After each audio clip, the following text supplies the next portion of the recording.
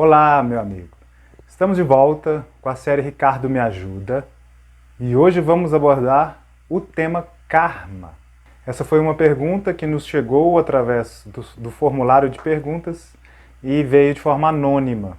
Se você também quer a sua resposta lida aqui, né, da sua pergunta, do que você quer curar, do que você precisa ajuda na sua vida pessoal, vá na descrição desse vídeo que lá tem um link onde você faz o cadastro e pode fazer a sua pergunta para mim. Não se esqueça, quanto mais detalhada é a pergunta, mais detalhada é a resposta. A pergunta de hoje é a seguinte: Olá, Ricardo, tenho uma situação em minha vida que nunca muda. Só pode ser karma.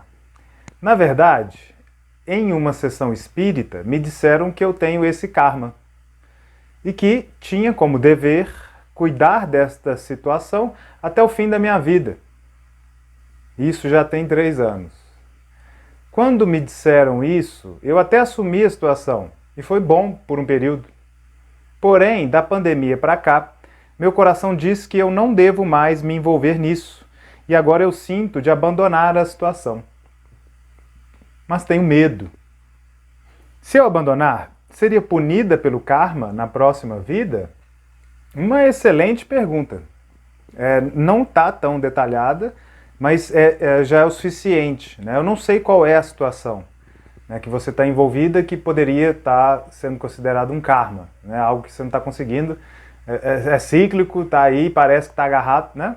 Bem, para quem já me conhece sabe, eu sou especializado em cura quântica, né? Desde 2012 eu venho dando cursos, ensinando as pessoas e também estudando física quântica.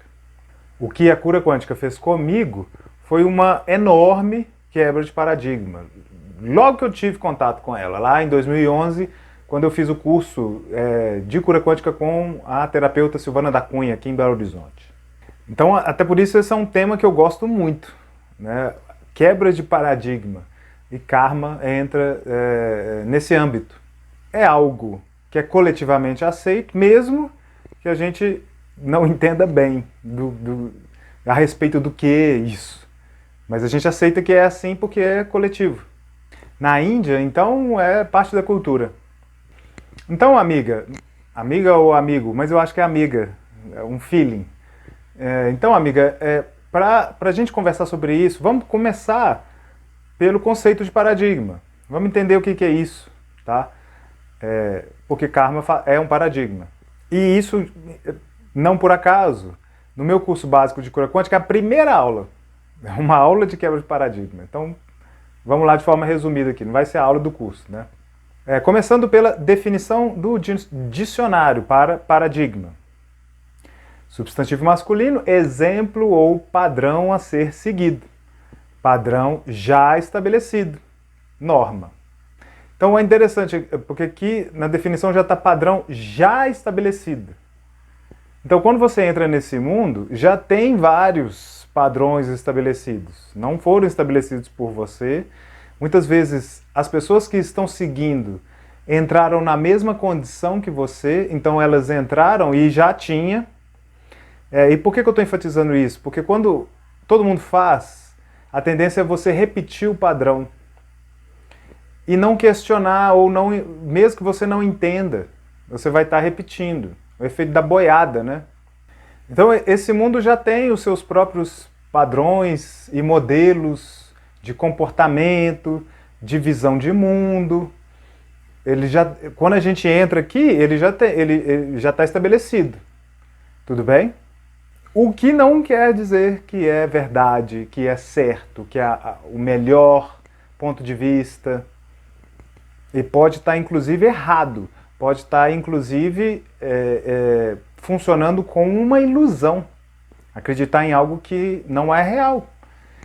E aí a gente vai para os exemplos. Eu gosto tanto dos exemplos, né? Vamos lá que aqui vai ficar bem claro em relação a como um paradigma pode ser danoso sem a gente nem saber. Então, vamos lá, vamos voltar na história.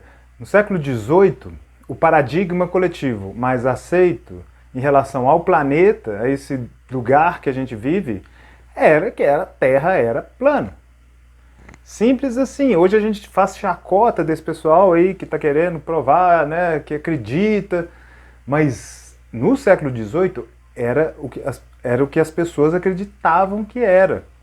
Mesmo porque, a partir do ponto de vista do europeu, antes das grandes expedições para a Índia, para as Américas, o que se entendia é que o mundo era aquele continente e que o mar ele acabava numa cachoeira infinita e com dragões saindo, né? As imagens, as representações ainda tem uns dragões saindo assim na terra plana, aqui cachoeira, e aí os dragões saindo, os bichos horrorosos, né? E no centro, o continente europeu, e o que daria também a coisa do domo, enfim. Com o avanço da tecnologia, né, chega Copérnico e chega Galileu, que comprovam cientificamente que a Terra é redonda, que a Terra gira em torno do Sol e não o contrário. Essa foi uma grande quebra de paradigma que tivemos no século XVIII por causa dos estudos científicos. Porém, quando um paradigma é questionado, a tendência é todo mundo... Essa forma é o que a gente chama de forma de pensamento coletiva, né? Tudo que eu penso, eu acabo gerando uma forma etérica daquilo, né? O que a gente, né, pelo menos os espíritas colocam lá como formas de pensamento. Só que quando é coletivo, então isso se chama egrégora. Tudo tem uma egrégora, que é um corpo coletivo do somatório daquelas consciências acreditando naquilo. Então, uma família tem sua própria egrégora, uma religião, um time de futebol, um país.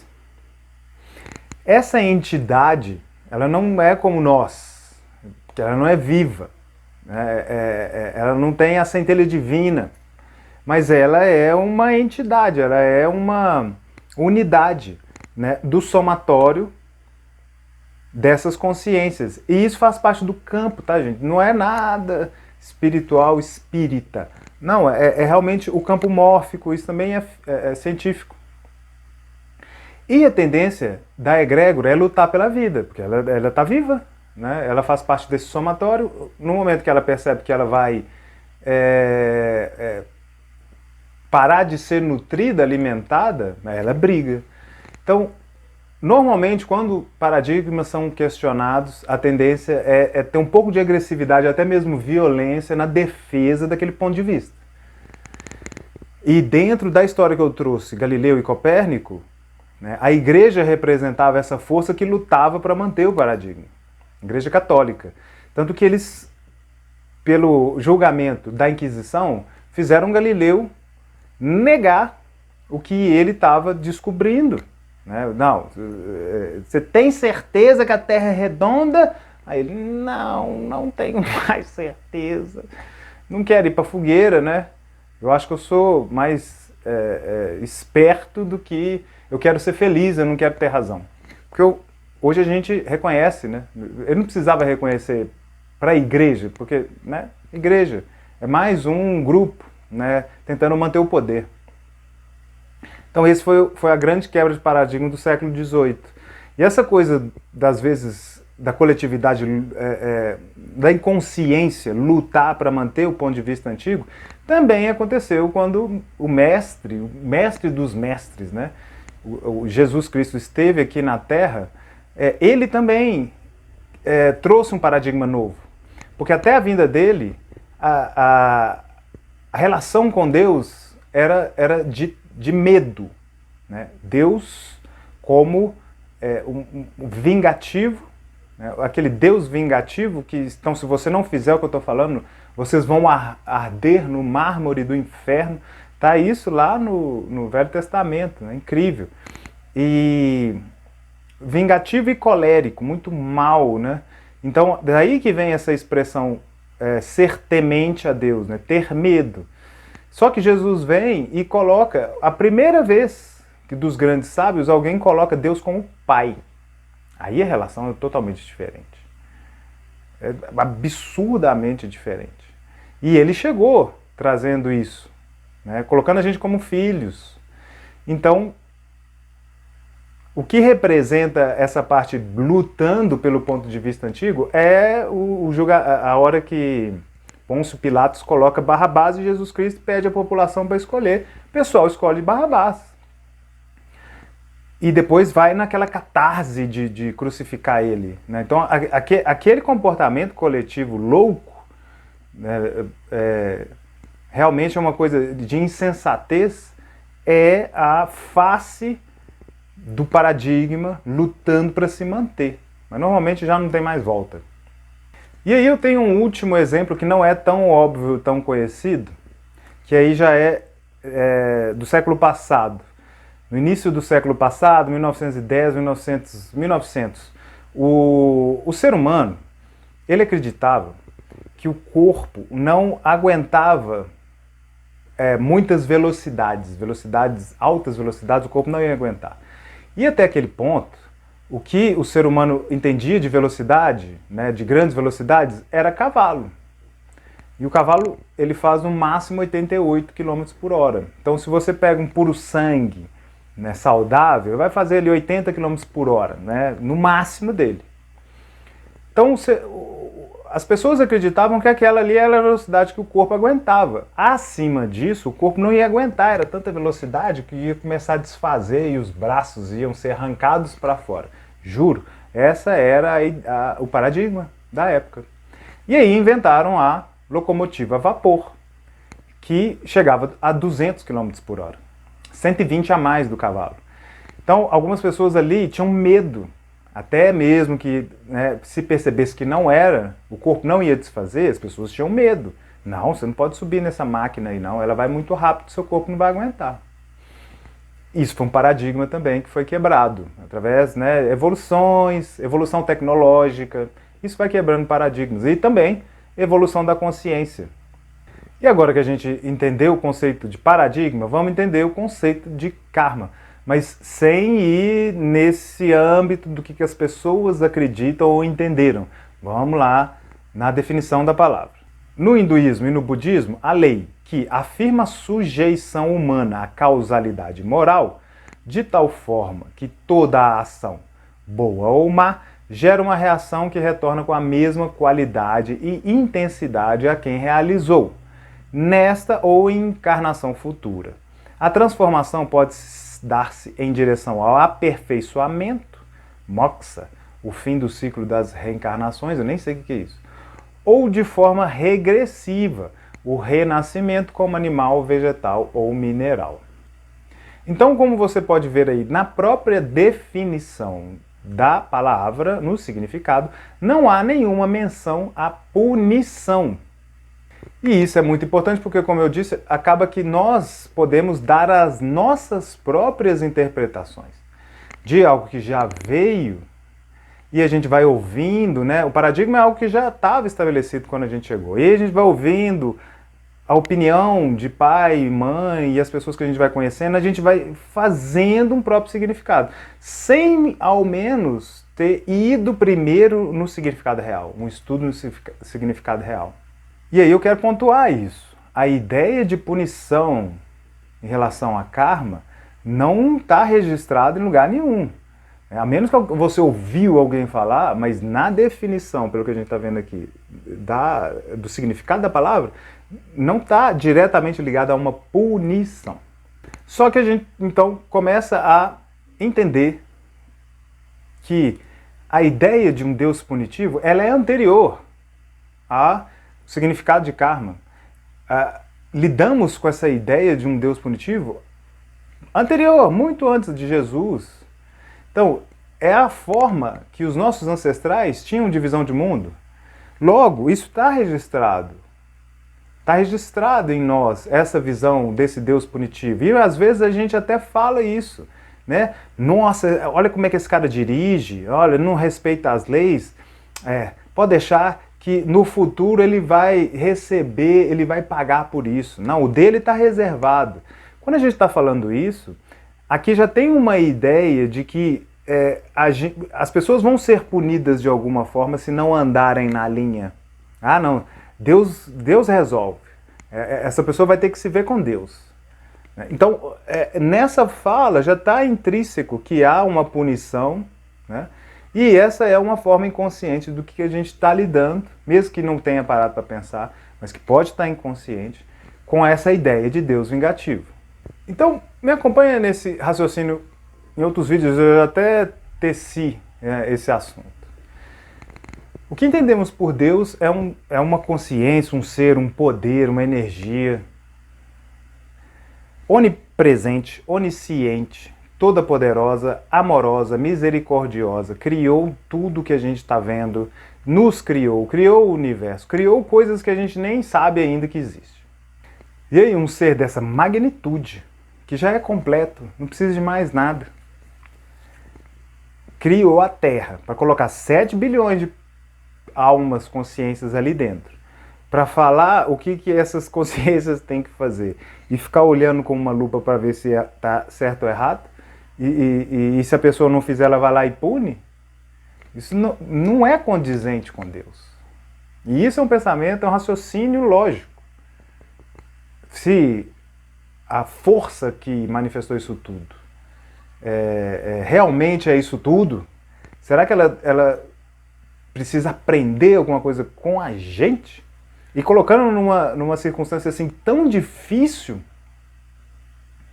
que a gente não lembra de nada, tem muitos elementos para se dispersar, se esquecer, se iludir. Eu acho que não. E essa visão de Deus está ligada a um Deus colérico, né? Um Deus que vai exigir de você qualquer coisa, postura, tá? Tudo bem até aqui? Mas no significado, então, primeiro, não tem nenhuma menção à punição, e segundo, eu gosto da forma que é colocada, que é a questão do plantio. Né? O que você plantar, você vai colher, seja nessa vida ou seja em outra. Então isso sim, até porque é física, né? Aí é física, lei da ação e reação. Porém, como o significado ali tem um viés religioso, eles entram nessa questão, né, que o retorno da força emitida pode acontecer nesta ou em outra vida, ou de forma regressiva, isto é, nascendo como animal, vegetal, mineral. Aí eu já não sei. Aí eu não falo nem que sim, nem que não. Eu não sei, tá? Então, amiga, agora entrando bem direto na sua questão, eu tomo muito cuidado com pessoas que fazem esse tipo de sugestão, indução, principalmente em relação a vidas passadas, né? E principalmente se você não perguntou. Quando alguém chega e fala, você na vida passada, é por isso que isso e aquilo outro e tal. Se isso não dá ressonância comigo, eu acho complicado. Porque pode induzir. Porque se não for, passa a ser. É esse o perigo. Se a pessoa pode ter o ser humano é falho, então a pessoa pode ter alguma ilusão, ela pode estar iludida, né, nesse sentido do que ela está recebendo. Ela pode ter intenções inconscientes. São muitos fatores. Então, para alguém chegar e falar alguma coisa assim, principalmente se você não foi perguntado, eu acho muito complicado, porque pode induzir, e se você acredita, mesmo não sendo, passa a ser verdade. Porque aí é programação. Aí é você afirmando, não é isso mesmo. E aí a vida fala, ok, mesmo que não seja. Então eu acho muito complicado quando qualquer pessoa faz isso, seja um terapeuta, seja um médium, seja quem for. Eu mesmo passei por essa situação há muitos anos atrás, há uns 10 anos atrás, por isso eu tomo muito cuidado, inclusive como profissional, tá? Nessas questões de indução, de falar essas coisas. Houve um episódio na minha vida que chegou para mim uma médium e ela colocou em alto bom som, depois de uma sessão, então ela ainda estava um pouco assim, aérea, sei lá, aberta, e falou para mim, olha, sua mãe vai ter câncer. Simples assim. Eu tive uma visão, sua mãe vai ter câncer. Eu, uau, é mesmo? Ela e dentro dessa visão já me passaram as ervas que ela tem que tomar, se ela tomar isso por 3 meses, ela não vai ter. E aí eram umas ervas ali, óleo de copaíba, esses negócios, e eu falei assim, olha, tá bom, eu vou falar com ela. Só que minha mãe é evangélica. Então, pelo menos ela estava naquela época. Eu não sei se ela vai receber isso muito bem, não. Eu digo que não. Eu já te aviso. Eu acho que ela não vai... Mas eu vou falar assim mesmo. E ela se mostrou aberta. Eu falei, uau. E tomou o óleo lá um tempo. Eu não fiscalizei. Por quê? O problema é que, algum tempo depois, essa mulher descobriu que a mãe dela estava com câncer. Então ela recebeu a visão. Realmente, existia uma mãe com câncer. Mas como eu que tinha levado ela lá no centro, não sei porquê, ela falou que era a minha. E a minha mãe tem saúde de ferro. Eu achei estranho. E aí depois ela transferiu aquela receita para a mãe dela e a mãe dela curou. E isso me fez ter muito cuidado com essas pessoas que chegam, e principalmente eu não tinha perguntado, principalmente se você não perguntou, a pessoa chega falando. Na sua pergunta eu vejo que você, principalmente nesse momento, já não está dando mais ressonância com esse ponto de vista. Correto? Então, principalmente porque você agora já sente que o seu coração, né, funcionou por um momento, né? Então, talvez já tenha feito o que deveria fazer. Eu coloquei toda essa questão para você entender, né, às vezes a gente embarca em pontos de vista, principalmente em relação ao karma, mas quem vai ser senhor mesmo, autoridade na sua vida para falar o que é certo ou errado, é o seu coração. Esse sim. Esse é o WhatsApp direto com Deus. É a sua comunicação direta e não é através de palavras. Então, se o seu coração já está indicando, é porque intuitivamente a sua existência já está te chamando por um outro lado. Só que você não se jogou, não entendeu isso porque havia essa ideia, né? Eu entendo, putz, e se eu fizer? Me disseram que é karma. Então, eu tenho que ficar amarrada aqui pro resto da minha vida? Seu coração já está dizendo que não. E aí eu venho com esse embasamento para você ter certeza. Esse é o meu trabalho. Empoderar as pessoas, lembrar a elas que quem é o soberano da sua existência é você mesmo. E essa outorga é de Deus. Deus te colocou aqui com as qualidades dele, porque você é filha dele. Então você tem a outorga de criar e escolher a sua própria realidade. Talvez o conceito de karma tenha tido um propósito para a humanidade em tempos atrás. Hoje, em tempos atrás, Deus se manifestava. Eu falei isso no último vídeo, né? Deus se manifestava. Então tinha uma comunicação direta com ele, mesmo, né? O Velho Testamento está aí. Hoje ele não se manifesta.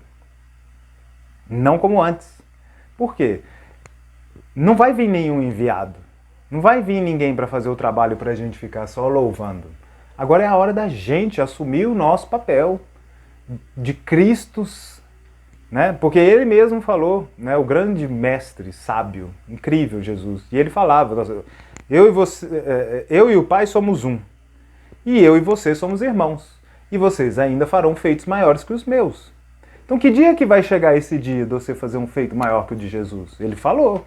E eu assino embaixo, que aquele homem ali não tem muita falha não, de caráter, coisa que a gente podia questionar, é um bom exemplo. Então, dentro dessa promessa de que eu ainda farei feitos maiores que esse grande homem, que dia que você vai começar a caminhar para essa direção? Ela é a maestria, a hora que você assume o seu poder, assume as consequências das suas decisões.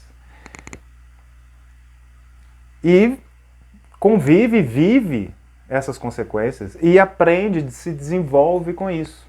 Então, você, amiga, nesse momento está no limiar disso, de tomar uma decisão por si, assumir a consequência disso e ser feliz. O resultado final de uma decisão dessas é sempre ser feliz. Tá? E se o seu coração está dizendo, eu acho que é o caminho, tá? É a minha opinião. Bem, eu espero que esse vídeo possa ter te ajudado, né, a clarear mais a situação e te dar um bom caminho de ações, de decisões. Se você quer que eu responda uma pergunta sua, vá na descrição do vídeo, lá tem o link para você poder me enviar. Assine o canal para poder receber os vídeos, né, que a gente for postando. Muito obrigado pela sua atenção até aqui. Fica com Deus e até o próximo vídeo.